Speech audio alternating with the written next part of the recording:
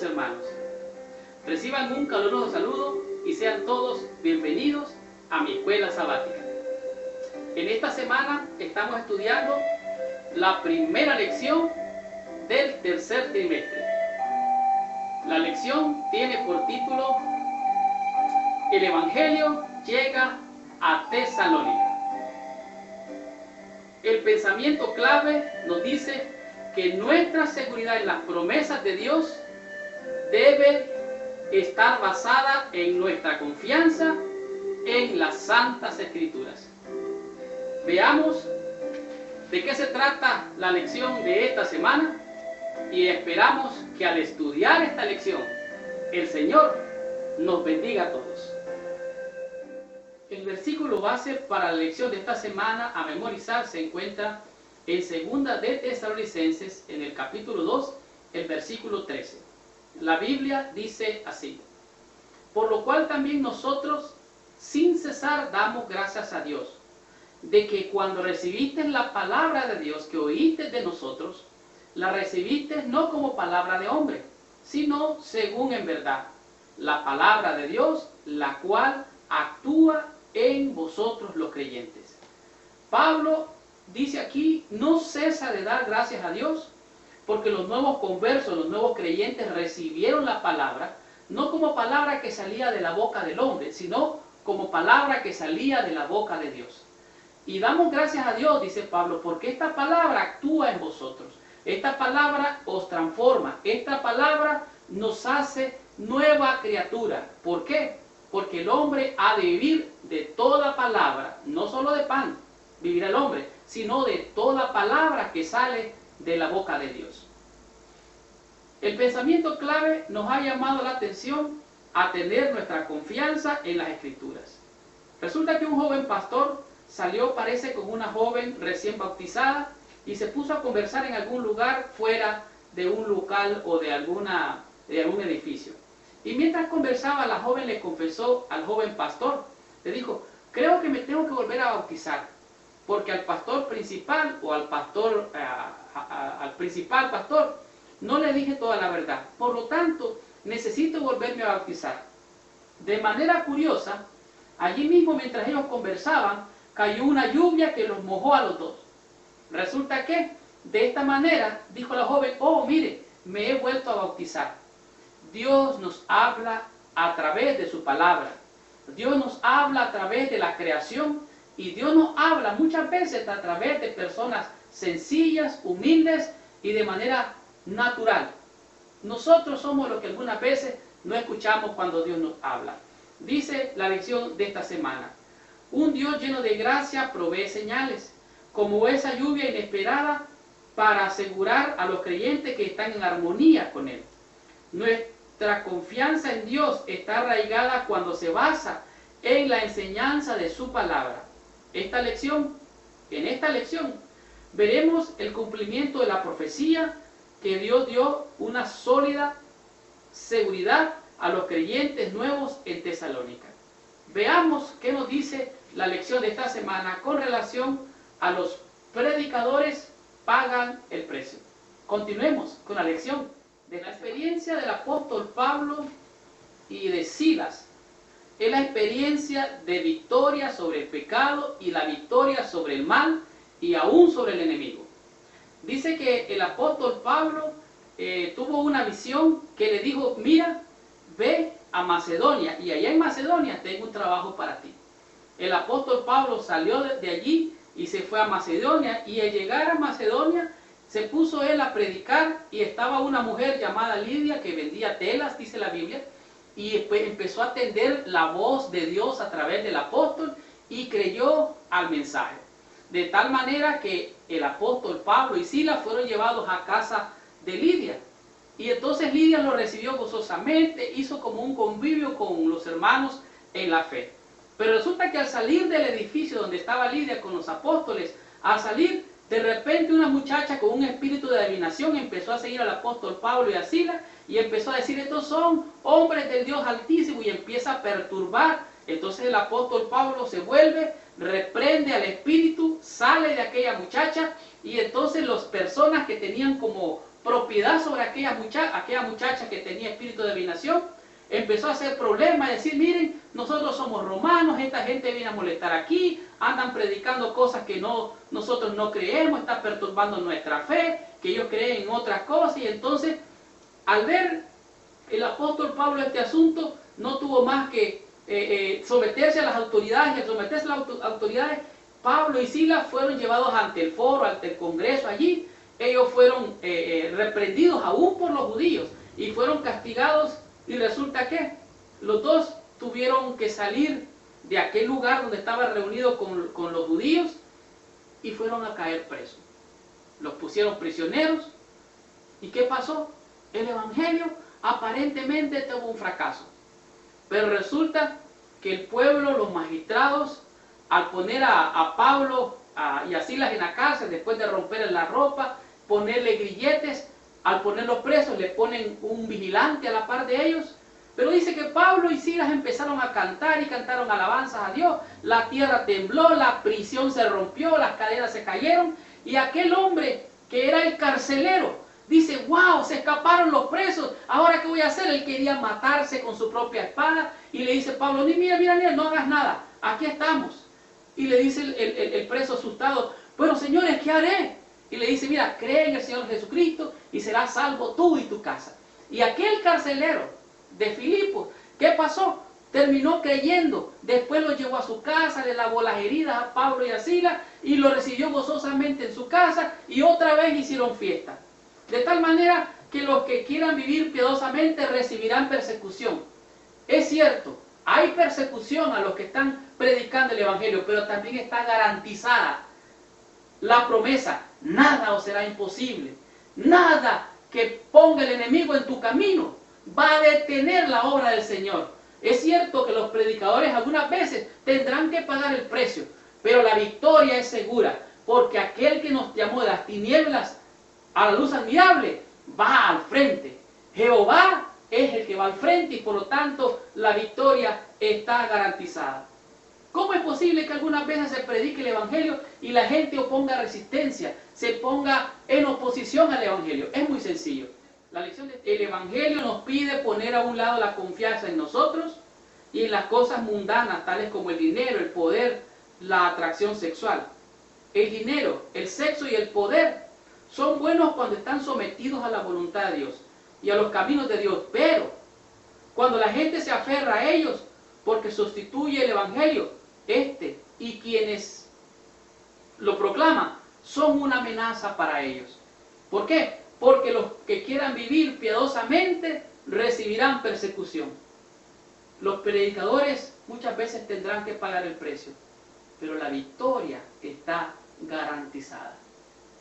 Veamos qué nos sigue diciendo la lección del día lunes con la estrategia de predicación de Pablo. Continuemos con la lección de esta semana. De Pablo.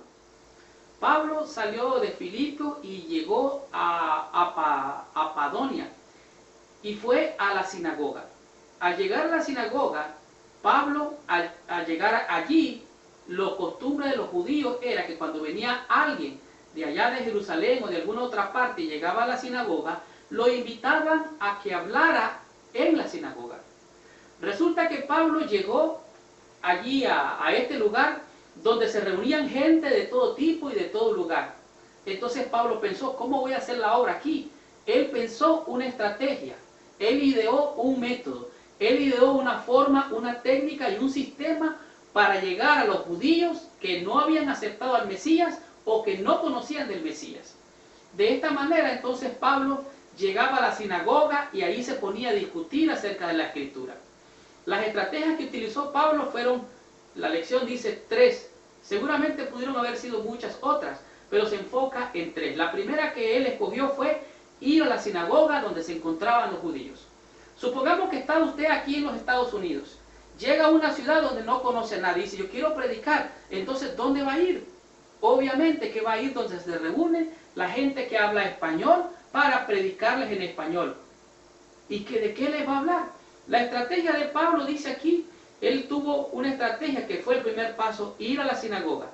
Al llegar a la sinagoga dice que era frecuente en aquellos días que los judíos invitaran a quienes visitaban la sinagoga a hablar, especialmente a aquellos que venían de Jerusalén. Como Pablo y Silas estaban ansiosos de tener noticias de los judíos, dice, en otras partes, o de saber cualquier idea nueva que los visitantes hubiesen descubierto en su estudio de las Escrituras. La estrategia de Pablo fue algo natural en el ambiente. O sea, era normal que él se reuniera a buscar a dónde orar, dónde adorar a Dios. Pero reunirse con un propósito, reunirse con una estrategia, reunirse con un método, con una forma, es llegar donde está la gente para hablarles de lo que ellos necesitan hablar, escuchar, que es el Evangelio. La segunda estrategia de Pablo fue agarrar la Escritura y hablar solo de la Escritura. O sea, la Biblia y la Biblia sola. Seguramente usted va a decir, no, que este libro, el otro libro, que los libros rojos, no. La Biblia sola.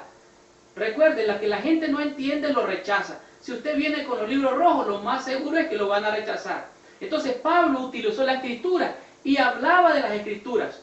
Pero no hablaba de cualquier cosa. Hablaba de lo que a ellos les interesaba, que era a saber el Mesías. ¿Quién era el Mesías? ¿Cómo vendría el Mesías? ¿Cuál sería la vida del Mesías? Entonces Pablo se centró, se enfocó y habló de Cristo, Cristo crucificado, Cristo naciendo humildemente, Cristo el siervo sufriente, Cristo el que es crucificado, Cristo el que es resucitado. Y entonces la estrategia de Pablo era Cristo ayer, Cristo hoy y Cristo siempre. Y la Biblia dice, y yo, si fuere levantado, a todos atraeré a mí mismo.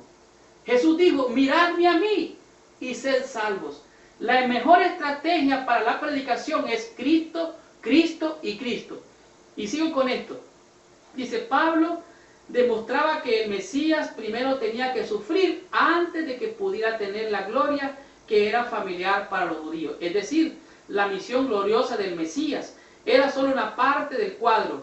Cuando el Mesías apareciera al principio, sería un siervo sufriente en vez de un conquistador glorioso y regio. Pablo seguía contando la historia de Jesús, explicaba cómo la vida de Jesús seguiría el modelo de la profecía bíblica. En otras palabras, la estrategia de la predicación de Pablo era ir a la sinagoga, hablar de la Escritura y predicar del Mesías príncipe, el libertador de los judíos. Continuemos con la lección de esta semana, que para comenzar está más que deliciosa. El siguiente tema es dos conceptos del Mesías, la lección del día martes. Continuemos con esta lección. Del Mesías. Los judíos estaban confundidos acerca de la primera venida del Mesías. Hoy contamos con mucha confusión acerca de la segunda venida. ¿Por qué es necesario procurar comprender la verdad bíblica? ¿Cuál es la razón por la cual nuestro fundamento debe de estar sólido y firme? Porque las doctrinas falsas pueden crear problemas en nuestra iglesia. La pregunta es, ¿Jesús era hombre o era Dios? Hay gran expectativa sobre este tema, si era hombre o si era Dios. Realmente Jesús era 100% hombre y 100% Dios. La pregunta es, ¿Jesús era el cordero o era el león? Pareciera ser un mensaje mixto o mezclado. En los días de Pablo ocurría, si no el mismo problema, tenían también el mismo problema para comprender cuál era la característica que identificaría al Mesías. Juan el Bautista lo identificó como el Cordero de Dios que quita el pecado del mundo. Jesús les preguntó a sus discípulos, ¿qué dicen la gente? ¿Quién es el Hijo del Hombre? Bueno, dijeron ellos, unos dicen esto, otros dicen lo otro, otros dicen aquí. Pero entonces le dijo Jesús, vengan acá, ¿qué dicen ustedes? ¿Quién es el Hijo del Hombre? De tal manera que es importante comprender y entender cuál era la característica principal del Mesías. Entonces Pablo se enfocó en este tema e hizo de él un estudio con los judíos. Los judíos tenían la mentalidad de que el Mesías era un glorioso conquistador. Llegaría a conquistar la nación que los tenía sometidos y de esta manera los judíos o el pueblo de Dios sería libre. ¿Se acuerdan que él dijo? Y conoceréis la verdad, ¿y la verdad qué? os hará libres. Es importante conocer quién es el Mesías, quién es Jesús para ti. Porque la Biblia da diferentes descripciones de Él. Algunas son mixtas, pero es importante que usted quede anclado en un firme fundamento. Los lectores del Antiguo Testamento notaron diversas perspectivas de las profecías del Mesías. De hecho, la mayoría de los judíos cristianos identificaron dos líneas principales de las profecías mesiánicas. Lo identificaban como un rey conquistador, pero también lo identificaban como un siervo sufriente. Había textos que señalaban al Mesías como un rey conquistador, que traería justicia y extendería el gobierno de Israel hasta los confines de la tierra. Pero también habían textos que sugerían que el Mesías sería un siervo sufriente. Humillado, rechazado. El error de muchos fue no entender que todos ellos se referían a la misma persona, a diferentes aspectos de su obra en momentos diferentes o distintos. Por ejemplo, cuando la Biblia dice, ay de los pastores que se apacientan a sí mismos, ellos en vez de darle beber agua fresca, llevarlos desde el pasto verde a las ovejas, enturbian las aguas y pisotean el pasto. Esta es una descripción para decir los pastores asalariados, que muchas veces no ayudan a que las ovejas tengan pastos verdes y aguas mansas y frescas. Ellos se apacientan a sí mismos. Eso no son los pastores verdaderos. Hay un pastor y hay un rebaño. El pastor se llama Jesucristo. Él es tu pastor, Él es mi pastor. Amén por los pastores que tenemos. Ellos ayudan a que el rebaño se mantengan en la fe. Pero el principal pastor es el que nos interesa. No habrá más para siempre oscuridad. El pueblo que estaba en tiniebla, luz le resplandeció. Un hijo nos es dado, dice la Biblia, y su principado sobre su hombro, y será llamado admirable, consejero, Dios fuerte, príncipe de paz. Pero también en el libro de Isaías se describe al Mesías, dice despreciado, menospreciado, para que miremos su rostro y le deseemos, dice, desechado de la gente, enmudeció, no dijo nada, como cordero fue llevado al matadero. La descripción del Mesías es un todo en la Biblia. Jesús, el Mesías, el Cordero de Dios, el que señalaba a la salvación, tenía la característica de ser un manso cordero, obediente hasta la muerte. Pero también llegaría a ser el león de la tribu de Judá, aquel que defendería sus ovejas como las defiende hoy, las defendió en el pasado y las defenderá por la eternidad. Hay dos conceptos del Mesías. ¿Quién es Jesús para ti? ¿Es un hombre o es Dios? Hubo un hombre que en alguna ocasión no estaba reunido con la iglesia primitiva, esto es a saber, los 12 discípulos. Dice que se reunieron los 11. Se apareció Jesús y después se fue otra vez. Se apareció otra vez Jesús y se apareció otra vez. Y resulta que al venir este individuo llamado Tomás, Dídimo, o Tomás, Dídimo el gemelo, porque era gemelo, Tomás, dice que se presentó ante los discípulos y le dijeron, mira, se nos apareció Jesús, el Señor. Y dijo, no, yo no creo. Si yo no meto mi mano en su costado y miro su llaga, yo no creo. ¿Y saben lo que hizo Jesús? Solo para aclarar esta confusión en la mente de Tomás, se apareció otra vez y le dijo, mira Tomás, mete tu mano en mi costado. Y Tomás dijo unas palabras gloriosas. Dijo, mi Señor, mi Dios. Hay dos conceptos del Mesías. Yo espero que tú lo escojas, tanto como el siervo sufriente, como el gran conquistador de tu alma y de mi alma. Continuemos con la lección del día miércoles y el tema es sufrimiento antes de la gloria. Continuemos con la lección de esta semana. La lección del día miércoles llama la atención a descubrir el sufrimiento antes de la gloria. Mi abuela decía que hay que gozar de las duras para poder disfrutar de las maduras. Jesús, al igual que Pablo, estudió el Antiguo Testamento y llegó a la conclusión de que tenía que sufrir el Cristo. Era necesario que Jesús padeciera todas estas cosas para que así Él pudiera ser entronado allá en los cielos. La verdad es que la Biblia habla del tipo y el antitipo. El antitipo es algo que es previo para llegar al tipo. Por ejemplo, Jesús era el Cordero. Aunque Jesús era humano, como dijimos hace un poco atrás, Jesús también era el Cordero. Él era el tipo del antitipo. En otras palabras, Él era de lo que se hablaba antes del Cordero de Dios que quitaba el pecado del mundo. Pero al venir el Cordero, cuando Juan dijo, he aquí el Cordero de Dios, Él era el verdadero Cordero, el que se presentó una vez y para siempre. Ya no hay más sacrificio, como dice el libro de Hebreo. Era necesario para Pablo y para Jesús la prioridad de sufrir antes de la gloria estaba escrita en las profecías mucho tiempo antes de que sucediera. La mayoría de los personajes importantes del Antiguo Testamento tuvieron un largo periodo de sufrimiento antes de entrar en el periodo de gloria de su vida. Por ejemplo, José estuvo prisionero por más de 13 años antes de llegar a ocupar el primer o el segundo lugar como ministro allá en Egipto. Moisés pasó 40 años con las ovejas en el desierto de Madián para poder después ser el líder de Dios para que guiara a su pueblo y fuera liberado el pueblo de Israel. David pasó muchos años como fugitivo, huyendo porque le perseguía no solamente Saúl, sino hasta sus propios hijos.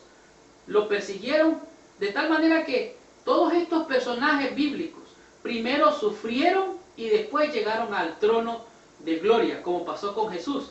Como en el caso de Daniel, primero fue prisionero de guerra. Recuerden que Daniel y los 3 jóvenes hebreos fueron llevados cautivos y fueron seleccionados y fueron puestos en la corte real, pero en realidad él fue primero un prisionero de guerra. Estas historias del Antiguo Testamento hay anticipos del Mesías, quien sufriría también y sería humillado antes de ser elevado a su lugar como rey. De tal manera que Jesucristo era el siervo sufriente, el siervo que fue rechazado, el varón de dolores. Por causa de nuestros pecados, Él fue, dice que el castigo de nuestra paz fue puesto sobre Él. Isaías 53 es prácticamente la clave para abrir el código del Mesías, porque allí estaba cómo se revelaría el siervo sufriente, el que después llegaría a ser el que sucedería al trono de David. Si lees Isaías 53 vas a notar lo que pasaría con el Señor. El siervo sufriente como cordero fue llevado al matadero. Nuestro Creador, a fin de que pudiera tener vida. O sea, si Él no moría, nosotros podríamos perecer o perdernos para siempre. ¿Por qué Cristo tiene que ocupar el primer lugar en todo? La verdad es que Cristo tiene que ocupar el primero, el último y el mejor lugar. O sea, Cristo para siempre. Cristo sufrió para que tú y yo tuviéramos vida eterna. De hecho, la Biblia dice que Él se despojó de las riquezas de allá de los cielos para enriquecernos a nosotros. Dios, en la persona de Jesucristo, como decimos nosotros, echó la casa del cielo por la ventana para que tú y yo tuviéramos vida eterna. Él sufrió para que tú y yo gozáramos del reino celestial allá en los cielos. Veamos qué nos dice el día jueves con relación nace una iglesia. Continuemos con la lección de esta semana. La iglesia de Tesalónica era una iglesia que tenía una diversidad cultural, tanto judía como griega. Recuerden que en la introducción dijimos que era una ciudad cosmopolita. Una ciudad cosmopolita quiere decir que tiene una mixtura de todo tipo de cultura, nación, religión. No hay barreras. En otras palabras, era una ciudad no solamente comercial, sino que era secular y mundana. Algo interesante de la estrategia de Pablo es que el evangelio era para el judío primeramente y también para el griego.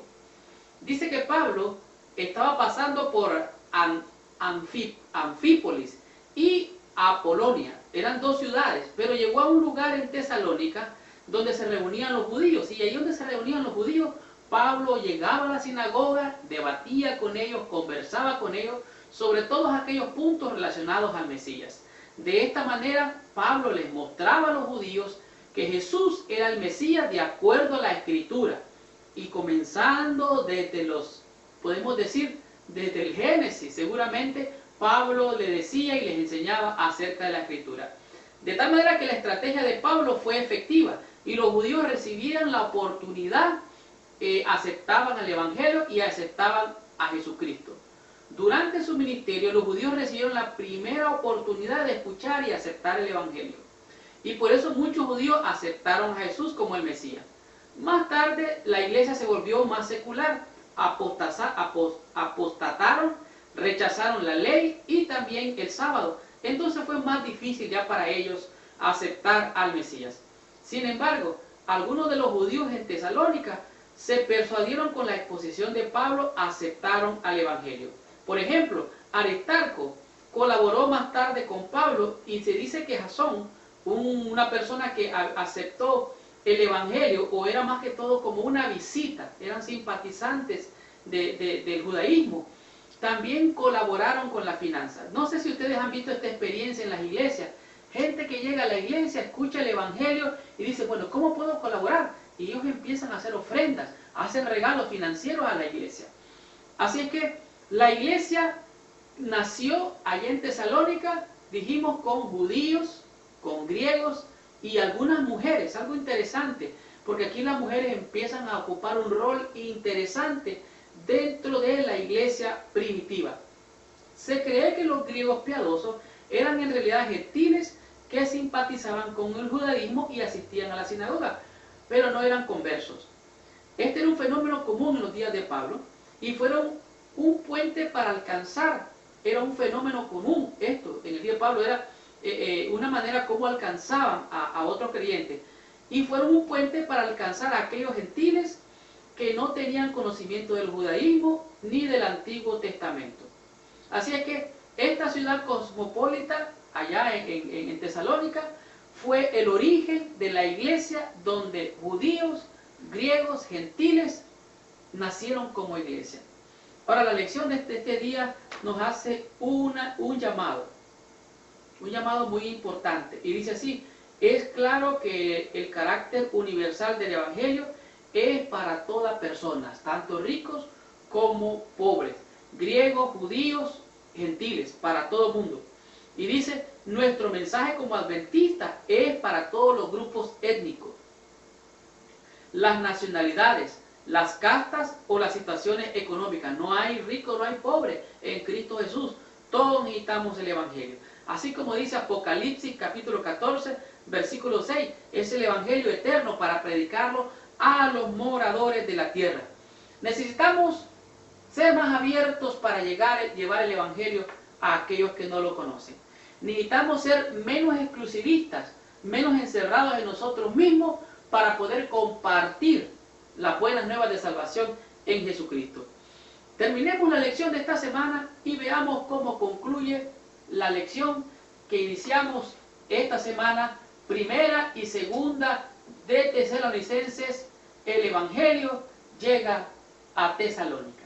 Concluyamos con la lección de esta semana. Muy bien, la lección de esta semana ha sido una lección maravillosa. Hemos aprendido 5 conceptos bien poderosos para anunciar las buenas nuevas de salvación y presentar a Jesucristo. Por ejemplo, el Evangelio llega a Tesalónica, nos enseñó que los predicadores muchas veces tienen que pagar el precio. Pero aunque pasen vicisitudes, problemas y dificultades, Dios garantiza la victoria, porque Él ha prometido que aunque estemos en el valle de sombra y de muerte, allí Él estará con nosotros. El segundo concepto que aprendimos es que la estrategia de la predicación de Pablo fue efectiva sencillamente por los 3 pasos del método que él utilizó. Él localizó donde se reunía la comunidad de aquel entonces judía, iba donde ellos estaban, les presentaba las Escrituras y les mostraba a Cristo, al Mesías, al que ellos tanto esperaban. El tercer concepto que aprendimos es dos conceptos del Mesías. Jesús, dijimos, es 100% hombre y 100% Dios. Aunque la Escritura lo presenta como un siervo sufriente, es también el gran conquistador, el Mesías prometido. Aunque parece haber una mixtura en este mensaje, ciertamente Él como cordero fue llevado al matadero, sufrió el oprobio para salvarte a ti y salvarme a mí. Pero Él regresará como un gran conquistador. El cuarto concepto que aprendimos es el sufrimiento antes de la gloria. Como les dije que mi abuela me enseñó, primero hay que gozar de las duras para poder disfrutar de las maduras. Así es que, aunque algunas veces tendremos que sufrir por predicar el Evangelio o pasar vicisitudes, Dios ha prometido estar con nosotros todos los días de nuestra vida. ¿Y qué diremos de la lección del día jueves? Nace una iglesia. La ciudad de Tesalónica dijimos que era una ciudad cosmopolita, de diversas culturas, de diversas nacionalidades, de diversos orígenes. Era una nación o una ciudad mundana. Pero a pesar de todo, a pesar del ambiente que pululaba en ese entonces, allí el apóstol Pablo fue llevado por el Señor para levantar la iglesia entre judíos y entre griegos, también gentiles. Las profecías bíblicas fue la herramienta que el apóstol usó para presentar a Cristo crucificado, Cristo muriendo y Cristo resucitando y viniendo en gloria. La proclamación final del Evangelio, cuando se haga una obra especial en favor del grupo que hasta entonces no ha sido atendido, Dios espera que sus mensajeros se interesen particularmente en el pueblo judío, que se haya esparcido por todas partes de la tierra. Cuando los judíos vean a Cristo delineado en las páginas de la Escritura del Antiguo Testamento, y perciban cuán claramente explica el Nuevo Testamento al Antiguo, se despertarán sus facultades adormecidas y reconocerán a Cristo como el Salvador del mundo. Muchos recibirán por la fe a Cristo como su Redentor. Esta fue la lección, la primera lección de este trimestre. Los espero la próxima semana con la lección número 2, que su título es Conservar las relaciones. Gracias por visitar nuestro canal. Reciban todos un caluroso abrazo y los espero la próxima semana. Que Dios les bendiga. Les habló su hermano y su amigo Marlon García. Hasta la próxima semana.